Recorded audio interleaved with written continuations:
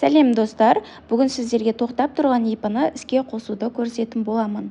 Бұл видео сіздерге пайдалы болады деп ойлаймын. Менің арнама тіркеліп, комментарий жазып, лайк басып, қолдап кетіңіздер. Алда сіздермен көптеген пайдалы видеолар көрсететін боламын.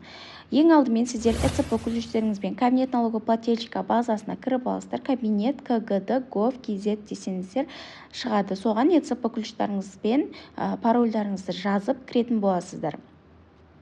Ең алдымен сіздер налоговое заявление бөліміне барасыздар. Сол жерден астына қарай түскен кезде найти дегенді басасыздар.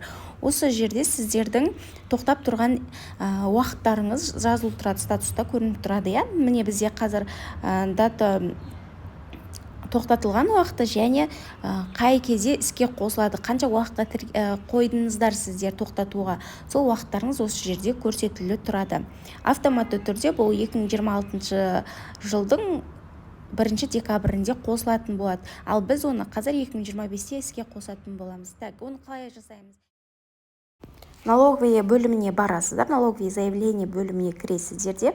Осы жерде приостановление налоговой отчетности деген болады. Соған кіресіздер. Бұл жерде өзі біреу-ақ страница болады. Сол страницаны толтырамыздар.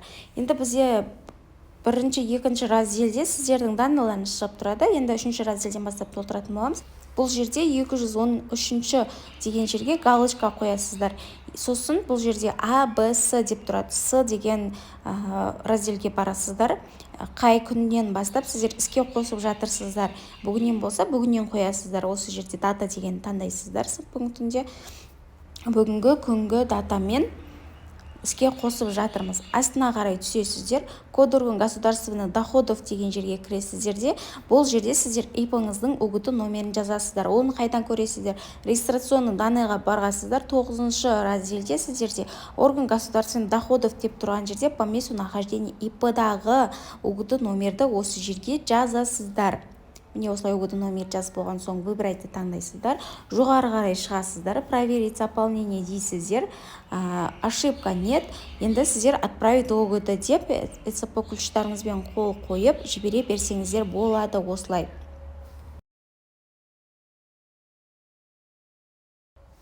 Міне ЭЦП ключтарды таңдап, парольдарыңызды жазып, выборетті таңдап жібересіздер.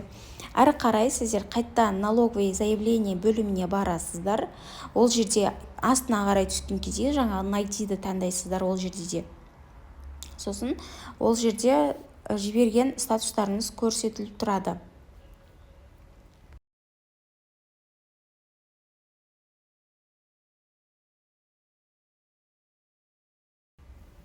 Міне осы жерде статус дегенге кіресіздер. Дата возобновление болған күн бүгінгі күнмен жасадық. Міне бүгінгі күнмен іске қосылды ИП. Осылай іске қосасыздар.